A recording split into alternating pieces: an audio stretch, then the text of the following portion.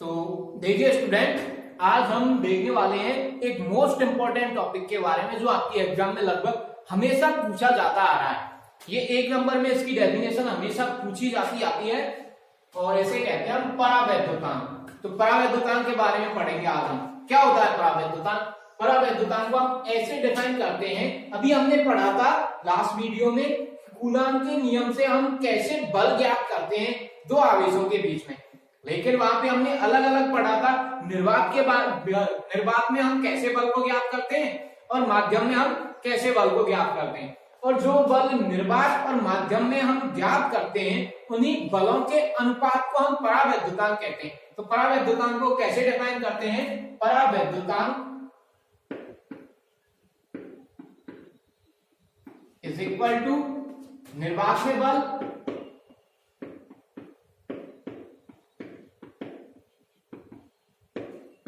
बटे माध्यम में बल।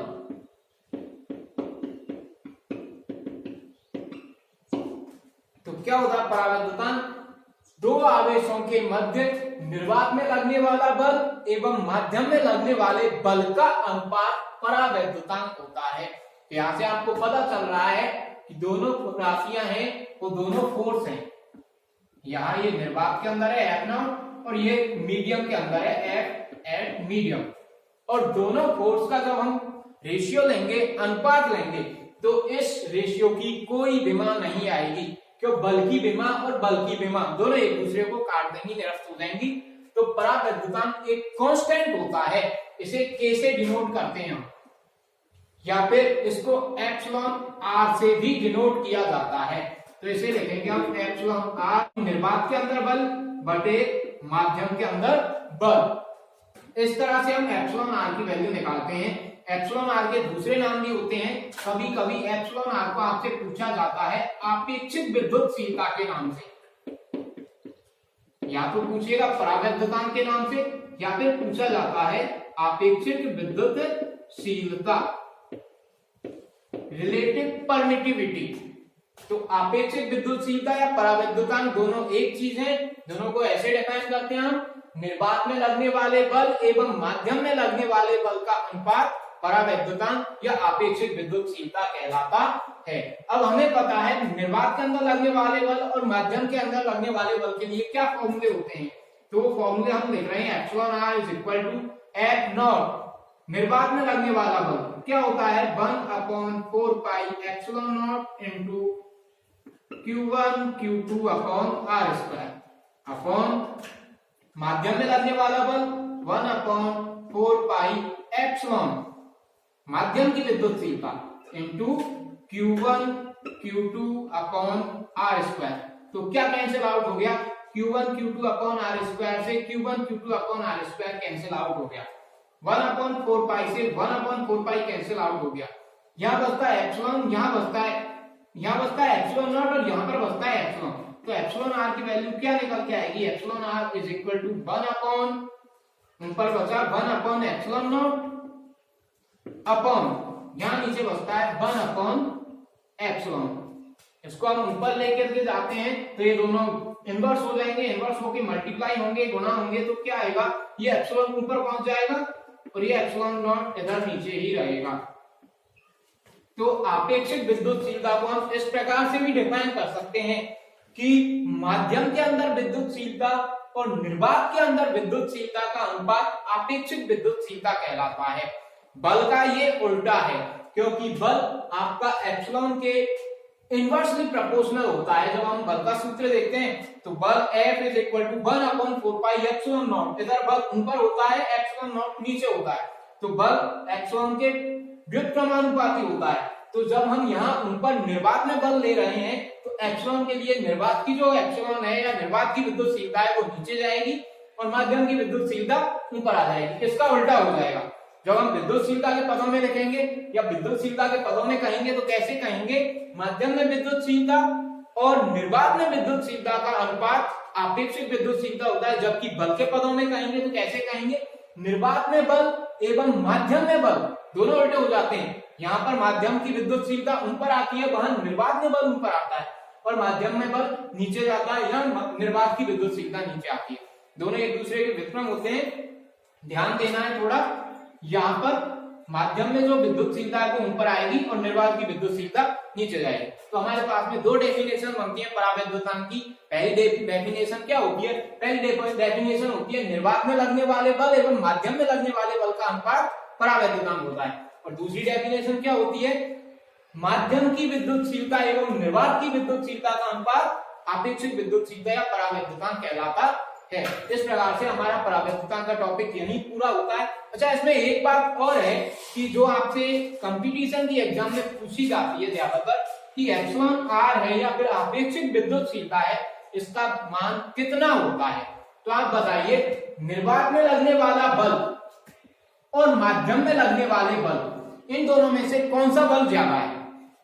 निर्वात में लगने वाला बल ज्यादा है या माध्यम में लगने वाला बल ज्यादा है? जब हम दो आवेश लेते हैं, उनके बीच में कोई भी माध्यम नहीं है, उस टाइम पे लगने वाला बल ज्यादा है, या फिर हम कोई माध्यम रख दें उस टाइम लगने वाला बल ज्यादा है। तो आपने देखा था निर्वात में लगने वाला बल कैसा होता है? ज्यादा होता है, जबकि माध्यम में लगने वाला बल धीरे धीरे कैसा हो जाता है? कम हो जाता है। उसका रीजन ये होता है, आपको पहले भी बताया था कि जैसे ये लकड़ी यहाँ पे रखी हुई है, एक आवेश आपका इधर है, एक इधर है, तो यहाँ से जो विद्युत क्षेत्र जा रहा है या फिर ये आवेश इस आवेश पर जो प्रभाव डाल रहा था, बल लगा रहा था, उस बल को ये माध्यम प्रभावित करने लग जाता है। यहाँ से निकलने वाले विद्युत क्षेत्र को ये रोकने लग जाता है, यहाँ से ये कम विद्युत क्षेत्र को निकलने देता है। तो इधर कम विद्युत क्षेत्र पहुंचेगा तो माध्यम रखने पर लगने वाला बल कम हो जाता है। तो इसलिए माध्यम में लगने वाला बल होगा कम और निर्वात में लगने वाला बल होगा अधिक। तो ऊपर कैसी राशि आएगी? बड़ी, और नीचे कैसी राशि आएगी? छोटी। निर्वात में बल अधिक है तो ऊपर बड़ी राशि आएगी, और माध्यम में बल कम है तो नीचे कैसी राशि आएगी? छोटी। जैसे कि ऊपर कोई भी बड़ी राशि ले लेते हैं, हमको एग्जांपल 4 आया, और नीचे छोटी राशि 4 से छोटी राशि 2 आई। तो जब हम छोटी राशि से इस बड़ी राशि को डिवाइड करेंगे तो हमेशा जो वैल्यू आएगी वो 1 से कैसी आने वाली है? बड़ी आने वाली है। 2 से 4 को डिवाइड करेंगे तो क्या आएगा? 2, जो किससे बड़ा होगा? 1 से। तो आपको ये पता चलता है यहाँ से कि परावैद्युतांक का मान हमेशा 1 से कैसा होता है? बड़ा होता है। या फिर हम कहेंगे कि आपेक्षिक विद्युतशीलता का मान हमेशा 1 से कैसा होगा? बड़ा होगा। इसका मतलब जो माध्यम की विद्युतशीलता है और निर्वात की विद्युतशीलता है, इसमें से किसका मान ज्यादा होगा? तो सीधी सी बात है, माध्यम की विद्युतशीलता का मान ज्यादा होगा और निर्वात की विद्युतशीलता का मान कम होगा। That's all. परावैद्युतांक में हमें बस यही पढ़ना है। अब हम पढ़ेंगे कूलाम के नियम का सदिश निरूपण। ठीक है स्टूडेंट, अभी हमने देखा था परावैद्युतांक के बारे में। अब हम देखेंगे जो इस चैप्टर का एक इंपॉर्टेंट टॉपिक है, कूलाम के नियम का सदिश निरूपण। यह आपको अच्छे से समझ लेना है। कूलाम के नियम का सदिश निरूपण।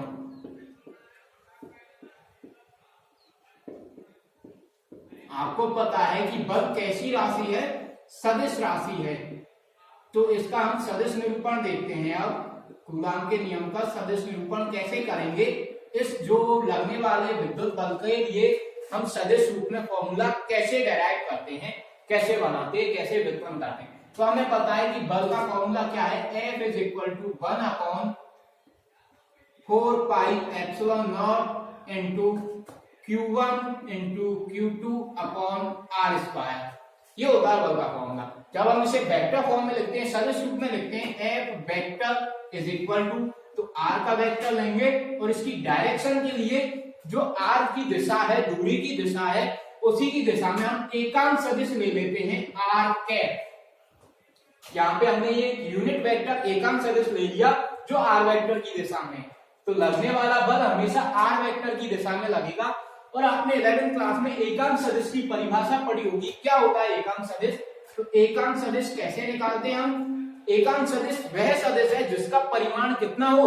इकाई हो। तो जो भी हम वेक्टर लेते हैं उसमें इसके परिमाण से डिवाइड कर देते हैं और इस तरह से हम निकालते हैं एकांक सदिश। इसके लिए आपने 11th क्लास में देखा होगा कि हम एकांक सदिश निकाल रहे हैं किसी भी सदिश का, तो माना कि उसका परिमाण है 5 और दिशा है i कैप। इसका हमें एकांक सदिश निकालना है तो परिमाण को क्या करना होगा?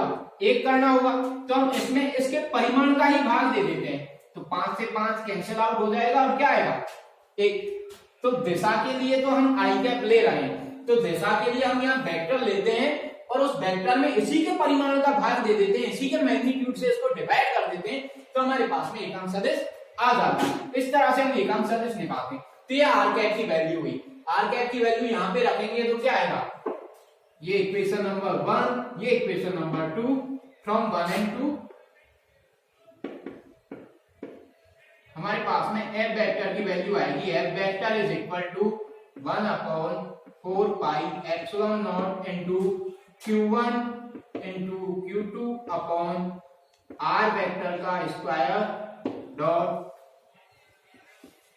आर कैप की वैल्यू हम ये रखेंगे r vector upon mod of r vector. इसको वेक्टर लगा के यहाँ लिख देते हैं कि आर वेक्टर का परिमाण ले रहे हैं। अच्छा यहाँ पे आर वेक्टर का स्क्वायर है, तो आप देखेंगे r vector dot r vector, ये क्या होगा, ये इसका परिमाण होगा, क्योंकि डॉट प्रोडक्ट में जब दो सदिशों को ऐसे गुणा किया जाता है तो एक अदिश राशि आती है।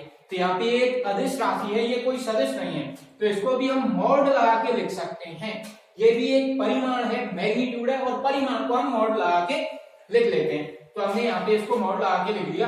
तो एफ वेक्टर की वैल्यू क्या आएगी, F vector is equal to 1/4 pi epsilon naught into q1 into q2 upon r vector के मॉड का स्क्वायर और आर वेक्टर, तो आर वेक्टर के मॉड की पावर कितनी हो गई, q हो गई, इनटू यहाँ पे रहा आपका r vector. This is equation number 3।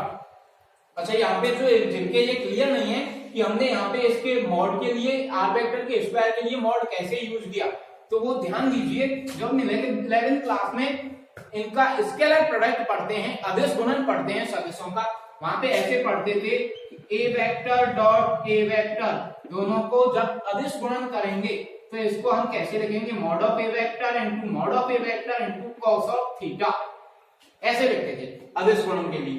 और थीटा की वैल्यू क्या होगी यहाँ पे, तो दोनों एक ही सदिश हैं, ये रहा ए वेक्टर और फिर दोबारा यही ए वेक्टर, दोनों एक ही सदिश हैं, तो दोनों के बीच में एंगल कितना होगा, दोनों के बीच में कोण कितने डिग्री होगा, 0 डिग्री होगा, और 0 डिग्री होगा तो cos 0 की वैल्यू, थीटा की वैल्यू हम 0 पुट करेंगे तो cos 0 की वैल्यू क्या हो जाती है, 1 हो जाती है। तो हम यहाँ पे देखेंगे मॉड ऑफ ए वेक्टर का क्या मिलने वाला है, अब हमें square. A vector dot A vector क्या होता है, मॉड ऑफ ए वेक्टर का स्क्वायर। तो इस तरह से मैंने ये जो आर वेक्टर का स्क्वायर है, आर वेक्टर को 2 बार मल्टीप्लाई किया और लिख दिया मॉड ऑफ आर वेक्टर का स्क्वायर, ये ऐसे आता है। Is that clear? अब हम इस इक्वेशन नंबर 3 को यूज करके कूलाम के नियम के लिए सदिश निरूपण पढ़ते हैं और यह देखते हैं क्या यह न्यूटन के तीसरे नियम की पालना करता है। न्यूटन का तीसरा नियम क्या था, न्यूटन का तीसरा नियम था क्रिया प्रतिक्रिया का नियम। जितना बल मैं इधर लगा रहा हूं इस हाथ पे, यह हाथ मुझ पर उतना ही बल इधर विपरीत दिशा में लगाना चाहिए, ये होता है क्रिया प्रतिक्रिया का नियम। या फिर मैं जितना बल इस बोर्ड पर लगा रहा हूं, ये बोर्ड इस दिशा में बाहर की तरफ मुझ पर उतना ही बल लगाना चाहिए। तो दोनों बलों की जो मात्रा है वो समान होनी चाहिए, लेकिन दोनों की दिशा कैसी होनी चाहिए, एक दूसरे के विपरीत होनी चाहिए। तो अब हम यही देखेंगे क्या यह विद्युत बल कूलाम के नियम के अनुसार, विद्युत बल न्यूटन के तीसरे नियम के अनुसार है या नहीं है। तो देखिए सदिश निरूपण के लिए सबसे पहले हमने 2 आवेश लिए, पहला q1 दूसरा दिया q2। इनकी दिशा हमें बतानी है। जब हम सदिश निरूपण कर रहे हैं तो सबसे पहली बात तो यह है कि q1 कहां रखा हुआ है और q2 कहां किस दिशा में रखा हुआ है। तो दिशा बताने के लिए हम क्या करते हैं, तो किसी भी चीज की हमें दिशा बतानी है। ये डस्टर है आपका, यहाँ पे है मेरे हाथ में। अब मैं पूछता हूं आपसे कि इसकी दिशा किधर है, तो आप ऐसे डायरेक्टली इसकी दिशा को नहीं बता सकते। अब मैं कहूंगा आपसे कि आप इस बोर्ड को मूल बिंदु मानिए या फिर एक डेफिनेट पॉइंट मानिए और इस बोर्ड से बताइए इस डस्टर की दिशा किधर है। तो हम कहेंगे बोर्ड से ये समथिंग 1 मीटर या 1.25 मीटर जितना भी है उतना आगे की तरफ है, तो हम सीधे सीधे इसको पता लगा सकते हैं कि डस्टर कहां पर है। इस तरह से इन q1 और q2 आवेशों की दिशा को बताने के लिए हमें एक निश्चित पॉइंट चाहिए।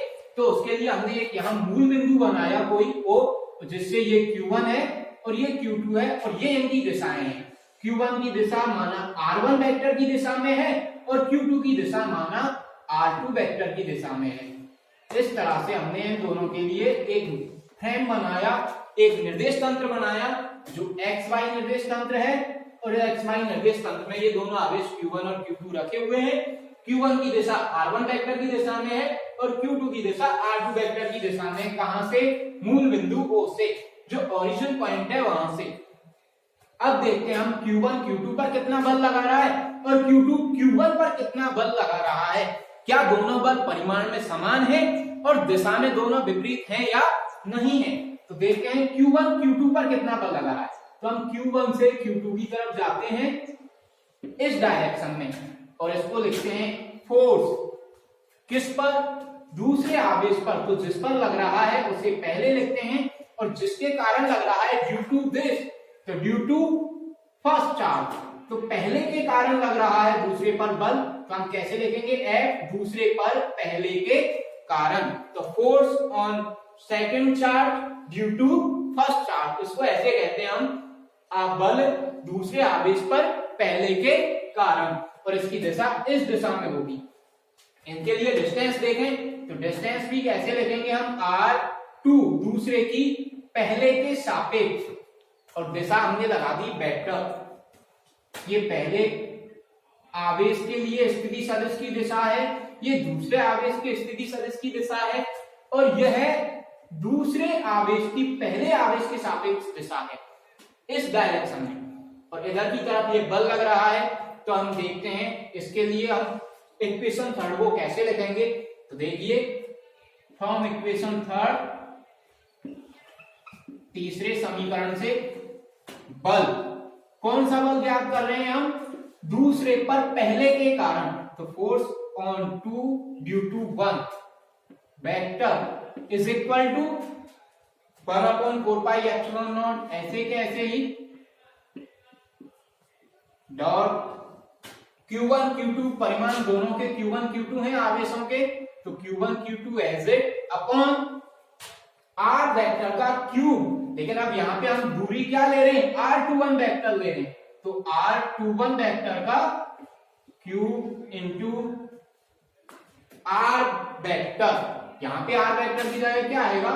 R21 vector. और आपने 11th क्लास में त्रिभुज नियम पढ़ा है, वहां से आप देख सकते हैं कि किसी त्रिभुज की तीनों भुजाओं को सदिशों से निरूपित करें तो वो दो भुजाएं जो एक ही क्रम में होती हैं वो तीसरी भुजा के बराबर होती है। उन दोनों भुजाओं का जो सदिश योग है वो तीसरी भुजा के बराबर होता है। तो यहाँ पे दो भुजाएं एक ही दिशा में कौन कौन सी है, एक ही क्रम में कौन कौन सी है? तो R1 वेक्टर ऐसे गए, फिर R2 वेक्टर ऐसे गए, लेकिन R21 वेक्टर ऐसे गए, लेकिन जो R2 वेक्टर है उसकी दिशा इनके विपरीत है, उल्टी है।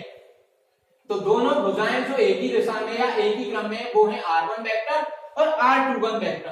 तो इन दोनों का टोटल R2 वेक्टर के इक्वल होगा त्रिभुज नियम के हिसाब से। तो हमें पता है, या फिर हम कहेंगे कि इस आरेख से जो हमने यहाँ पे लिया है इससे क्या होगा? सदिशों के त्रिभुज नियम से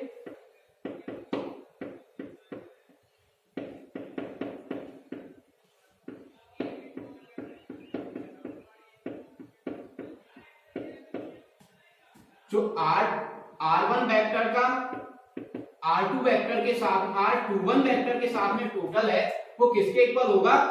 R2 वेक्टर के इक्वल होगा। तो यहां से हम R21 वेक्टर की वैल्यू निकालते हैं। R21 वेक्टर की वैल्यू क्या आने वाली है? R2 वेक्टर, R1 वेक्टर उधर गया तो माइनस R1 वेक्टर। अब ये वैल्यू हम यहाँ पे पुट करते हैं, तो F21 वेक्टर की वैल्यू क्या आएगी? F21 vector is equal to 1/4πε0 into Q1 into Q2 upon R21 की जगह R2 vector minus R1 vector का whole cube dot R2 vector minus R1 vector. R21 vector की वैल्यू हमने यहां भी रख दी और यहां भी रख दी, जो किसके बराबर है? R2 vector minus R1 vector के बराबर है। इस तरह से हमने F21 वेक्टर की वैल्यू निकाली। ये हुई हमारे पास में इक्वेशन नंबर 4। ये कौन सा बल है? ये दूसरे आवेश पर पहले आवेश के कारण लगने वाला बल है। अब हम देखते हैं पहले आवेश पर दूसरा आवेश कितना बल लगा रहा है, उसका परिमाण कितना है और उसकी दिशा किधर है। तो हम देखेंगे Q2 जो Q1 पर बल लगाएगा वो इस दिशा में लगने वाला है। तो फोर्स कौन से आवेश पर? पहले आवेश पर, किसके कारण? दूसरे के कारण। तो ये हो गई F12 वेक्टर की दिशा। और जब इसके लिए हम सदिश लेंगे तो सदिश होगा इस दिशा में R12 वेक्टर, R21 वेक्टर के बिल्कुल विपरीत इस दिशा में। अब यहां पर हम जब इसके लिए निकालेंगे F21 वेक्टर की तरह F12 वेक्टर निकालते हैं तो देखिए क्या आएगा। अब F12 वेक्टर की वैल्यू तो क्या आने वाली है? 1/4 pi epsilon naught into equation third से देखिए Q1 Q2 as it upon R vector distance. Distance क्या ले रहे हैं? अब हम दूसरे के कारण पहले पर जो बल है वह निकाल रहे हैं, तो उसके लिए ले रहे हैं हम R12 वेक्टर। तो क्या लेंगे? R12 वेक्टर और इसका क्या है? Q है डॉट R वेक्टर, और R वेक्टर की जगह क्या ले रहे हैं? अब हम R12 वेक्टर। ये आता है हमारे पास में पहले आवेश पर दूसरे के कारण लगने वाला बल। अब हम सेम त्रिभुज नियम से जब R12 वेक्टर की वैल्यू निकालते हैं तो R12 वेक्टर की वैल्यू क्या आती है यह देखते हैं हम। R12 वेक्टर की वैल्यू आती है R12 vector is equal to, तो देखिए यहाँ पे ये दोनों साइड एक ही ऑर्डर में है, R2 वेक्टर और R12 वेक्टर, जबकि R1 वेक्टर इनके अपोजिट ऑर्डर में है, इनके विपरीत क्रम में है। तो अब R1 वेक्टर की जो वैल्यू होगी वो इन दोनों के टोटल के बराबर होगी। किसके? R2 वेक्टर प्लस इस दिशा में हम कौन सा सदिश ले रहे थे? R12 vector. और यहां से हम R12 वेक्टर की वैल्यू निकालते हैं तो R12 वेक्टर की वैल्यू क्या आएगी? R12 vector is equal to R2 को इधर लेके आते हैं तो R2 वेक्टर हो गया माइनस, इधर पहले से कौन है? R1 vector. ये R12 वेक्टर की वैल्यू आ गई। R2 वेक्टर को इधर लेके आए, ये नेगेटिव हो गया, ठीक है। तो अब इसमें हम वैल्यू पुट करते हैं इसकी, तो F12 वेक्टर की वैल्यू क्या आएगी? अतः F12 vector is equal to 1/4 pi epsilon naught into Q1 Q2 upon R12 vector, R12 vector minus R2 vector, दोनों का मॉड और इसकी whole power 3 dot R12 vector, और R12 वेक्टर की जगह R1 vector minus R2 vector. देखिए यहां पे क्या है? मॉड लगा हुआ है, ये परिमाण है, जबकि यहां पे मॉड नहीं है, यहां पे दिशा है, यह एक सदिश है। आप देख सकते हैं यहां पे ये क्या है? यहां पे ये क्या है? ये सदिश है R12 वेक्टर, और R12 वेक्टर को लिखा है हमने R1 vector minus R2 vector, जबकि यहाँ पे R12 वेक्टर का मॉड लगा हुआ है, तो ये एक परिमाण है, एक संख्या है। तो इस संख्या पर हम यहाँ से माइनस कॉमन लेते हैं, और माइनस कॉमन लेते हैं तो मॉड से बाहर माइनस प्लस हो जाता है। आपको पता है मॉड की प्रॉपर्टी क्या होती है? मॉड माइनस को प्लस कर देता है। तो यहाँ से हम माइनस कॉमन लेते हैं और यहाँ से भी माइनस कॉमन लेते हैं, तो दोनों जगह से माइनस कॉमन लेते हैं तो क्या होगा? F12 vector is equal to 1/4 pi epsilon naught as it into Q1 dot Q2 mod of, यहां से माइनस कॉमन लेते हैं तो R2 वेक्टर जो माइनस का है वो प्लस का हो जाएगा, और R1 वेक्टर जो प्लस का है वो माइनस का हो जाएगा, मॉड होल पावर 3। ऐसे यहां से माइनस लेते हैं हम, माइनस R2 माइनस का है वो प्लस हो जाएगा R2 vector minus R1 vector. Minus common ले लिया हमने। अब देखिए आपको क्या देखना है, जब हम मॉड से बाहर इस माइनस को लेके आएंगे तो माइनस मॉड से बाहर प्लस हो जाता है, तो क्या होगा? F12 वेक्टर की वैल्यू क्या आएगी? 1/4 pi epsilon naught into Q1 into Q2 upon, ये माइनस हो गया प्लस, तो यहां तो माइनस नहीं बचा, यहां क्या बचेगा? Mod of r2 vector minus r1 vector का होल क्यूब इनटू, ये माइनस प्लस नहीं होगा क्योंकि यहाँ पे मॉड नहीं है, तो माइनस आगे चला जाता है, तो ये माइनस आगे गया इनटू यहां रह गया आपके पास में r2 vector minus r1 vector. अब देखिए आप इक्वेशन नंबर 4 और इसको मिलाइए, क्या सेम है दोनों, 1/4πε0 as it, q1 into q2 q1 into q2 ये भी सेम है, r2 vector minus r1 vector के मॉड का cube, r2 vector minus r1 vector के मॉड का cube, r2 vector minus r1 vector, r2 vector minus r1 vector. इसका मतलब यदि हम इस माइनस को छोड़ दें तो ये बची हुई कंप्लीट टर्म यहां से और यहां तक, ये वाली पूरी टर्म इस पूरी टर्म के बराबर है,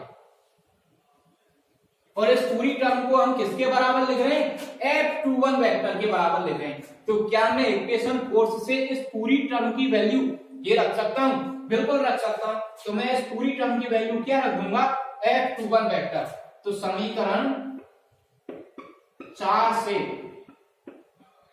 इधर f12 vector as it is equal to minus, और इस पूरी टर्म की वैल्यू क्या रख देंगे हम, f21 वेक्टर, और ये हमारे पास में आ गया क्या, जो हम चाहते थे। क्या चाहते थे हम, क्या यह कूलम नियम न्यूटन के तीसरे नियम के अनुरूप है या नहीं है। तो यहां से आप देख सकते हैं कि f12 vector is equal to f21 vector, इसका मतलब पहले आवेश पर दूसरे के कारण लगने वाला बल दूसरे पर पहले के कारण लगने वाले बल के कैसा है, बराबर है, समान है, लेकिन दोनों की दिशा कैसी है, विपरीत। वो कैसे पता चल रहा है, वो इस माइनस से पता चल रहा है।